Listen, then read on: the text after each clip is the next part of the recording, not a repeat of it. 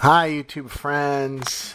Today we are going to unbox and install a Ring solar panel on an already installed battery operated floodlight camera. As always, Ring of course packages their stuff, even accessories, quite well.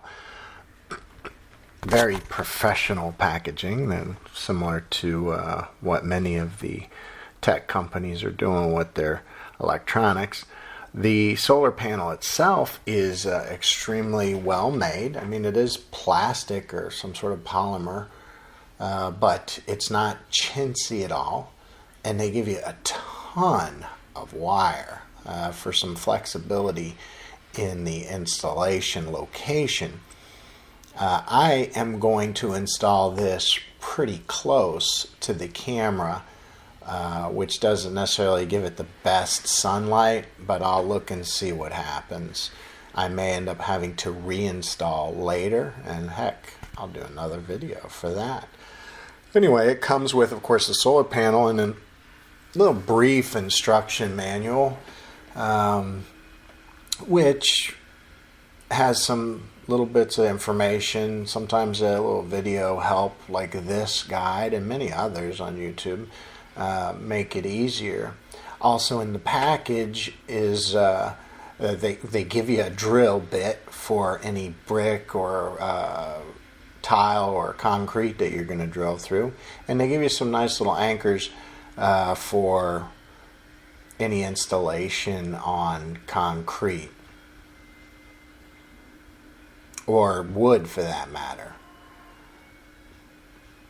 Now, I mean, you could use a Tapcon, but you probably want to check the size of the hole on the mount before you use a Tapcon for concrete. But these little guys here, for the most part, will work, especially given that they give you the correct drill bit size.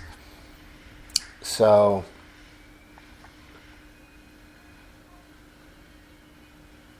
it depends on where you're going to put it and what other stuff you might have available to use. I mean, they're not going to give you the highest quality drill bit there, but it should work for this purpose, depending on the situation. In any case, also included, of course, is their little screwdriver, which has not just the Phillips head, but on the opposite end of it, it has like that hex thing for tightening the mount around the camera. And last, of course, is the actual mount itself. And, while of course it's made well enough, I had some problems getting this thing onto the solar panel. It did not fit well. And I put it in correctly. But anyway, I had to use a mallet. So this is where I'm going to put it. Now you can see the sun obviously is always in the southern hemisphere, and it's in May right now. So if you put it on the north side of a structure, you're going to have trouble. And that's a problem with this mount, is it doesn't turn up very high. It'd be nice if it had a little bit more room. The spot I'm going to put it in, because I don't want to mount it on the roof right now. I don't want to put it here on the fascia because it's just not high enough that it's going to get a lot of sun. So I'd like it to kind of peek over the roof a little bit. So I'm going to put it up by the tile. I can't do it sideways. It won't get any sun. So putting it right here is going to give the best available sunlight. It's still not going to be direct hit. It'll be kind of an angled hit with the sun, but it's better than nothing. The mounting there is like kind of a tin or metal on the fascia and under the tile there. So it should be reasonably secure considering we get some, hurricanes. I don't know how it's going to hold up in a hurricane just with that. So anyway, the next step is putting the mount on the solar panel. You want to do this first because you don't want to mount it and then try to slide this on, especially considering it does not at least in my case here, it doesn't go on easy. As you can see, I'm using a rubber mallet to tap it in. It has like a little guide, and so you can't really put it, you shouldn't put it, be able to put it in the wrong way. I'm pretty sure I didn't put it in the wrong way, but I could only get it in by tapping it with the rubber mallet. Anyway, so I wanted to do it that way so I could, put the mount up first.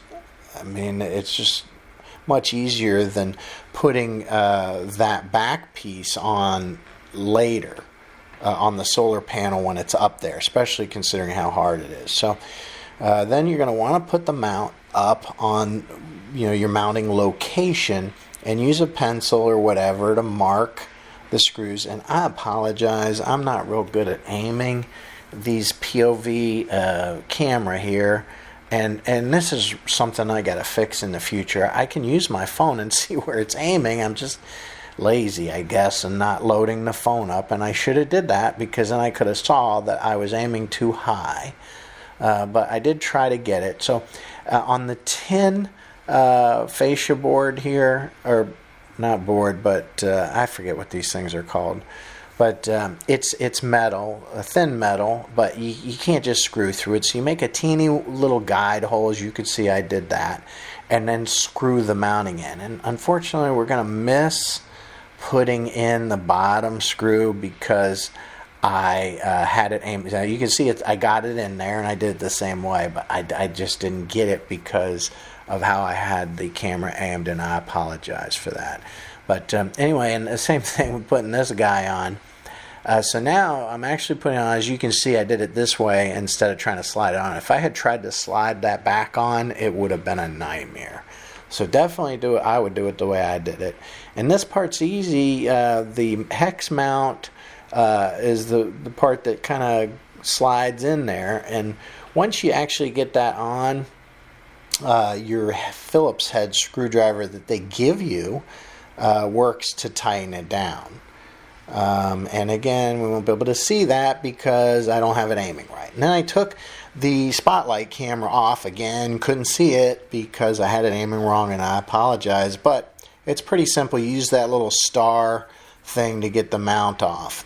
Once you have this guy off, open the battery panel, and then you got to push this little button thing. It's like a retaining clip. You push it in, and then you can slide this back mount off. And the reason is this will now expose the plug for the solar panel. And that little mounting bracket has a little grommet that you want to pop out. You just stick your finger in there and boop, there it goes. Pop it right out. And then you want to slide the mounting bracket right back on, but push that little, what is that called? The little button that keeps it from going in and out. Anyway, push it in. Somebody tell me what that's called. And of course it snaps into place and it holds the bracket in. And now you have the plug exposed. I plugged it in here now before, but I'm going to unplug that because I'm going to wind the wires around, because look at they give you like 40 miles of wire, and you got to figure out what to do with it. They should give you a couple of different wires, my helper, thank you very much for the screwdriver. Anyway, so we